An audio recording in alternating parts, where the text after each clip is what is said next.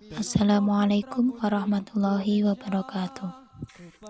Saya di sini perwakilan dari kelompok 2 mata kuliah fikih ibadah yang akan mempresentasikan sedikit materi yang berjudul Toharoh, yaitu hadas dan najis. Pertama-tama saya akan menjelaskan tentang pengertian toharoh.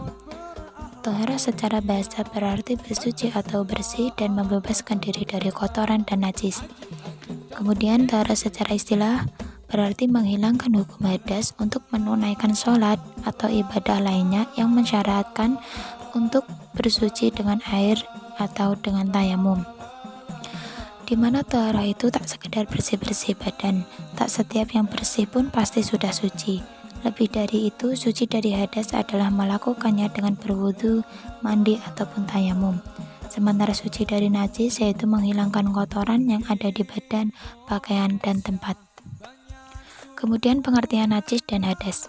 Yang dimaksud dengan najis merupakan suatu benda yang kotor yang mencegah sahnya mengerjakan suatu ibadah yang dituntut harus dalam keadaan suci. Di mana setiap muslim itu hukumnya wajib untuk menghilangkan dan menyucikan diri dari hadas dan najis, baik yang menempel pada badannya ataupun pada semua pakaian yang dipakainya. Kemudian hadas merupakan keadaan yang tidak suci bagi seseorang sehingga menjadikannya tidak sah dalam melakukan ibadah. Klarifikasi najis dan hadas. Jenis-jenis najis. Yang pertama yaitu najis mukhafafah, dapat disebut juga dengan najis ringan, yaitu kencing bayi laki-laki yang berumur 2 tahun dan belum pernah makan sesuatu kecuali air susu ibu atau ASI. Kemudian najis mutawasithah yang disebut dengan najis sedang, yaitu selain najis yang telah disebutkan di atas dan keluar dari 2 pintu atau kubul dan dubur. Manusia dan binatang itu najis mutawasithah terbagi menjadi 2, yaitu najis hukmiyah dan najis ainiyah. Yang dimaksud dengan najis hukmiyah yaitu najis yang diyakini ada tetapi tidak terlihat oleh zat maupun sifatnya. Contohnya air kencing yang sudah kering. Yang kedua najis ainiyah yaitu najis yang masih ada zat dan sifatnya, warna, rasa, dan baunya. Kemudian najis mughaladzah yaitu dapat disebut juga dengan najis berat, yaitu najis yang berasal dari binatang anjing dan babi.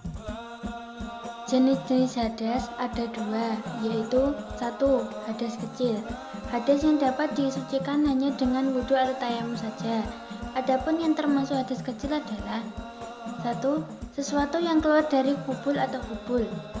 Halnya bersentuhan dengan yang bukan muhrim yang sama-sama sudah balik atau dewasa. Selanjutnya hilang akal atau kesadaran, dan seterusnya. Yang kedua, hadas besar. Hadas yang harus disucikan dengan cara mandi. Adapun yang termasuk hadas besar adalah junub, mani, haid, dan nifas. Kemudian cara mensucikan najis dan hadas. Cara mensucikan najis dan hadas ialah yang pertama najis mukhafafah. Cukup dengan memercikkan air di atas benda yang terkena najis meskipun tidak sampai mengalir. Yang kedua najis mutawasithah, yaitu dengan cara cukup dengan mengalirkan air di atas benda yang terkena najis. Yang ketiga yaitu najis mughaladzah, yaitu dengan cara membasuh 7 kali salah satu dengan tanah atau debu. Kemudian mensucikan hadas yaitu dengan hadas besar dan hadas kecil. Caranya hadas besar yaitu dengan cara mandi, kemudian hadas kecil caranya dengan cara berwudu atau tayamum. Terima kasih presentasi dari kami. Ada kurang lebihnya mohon maaf. Wassalamualaikum warahmatullahi wabarakatuh.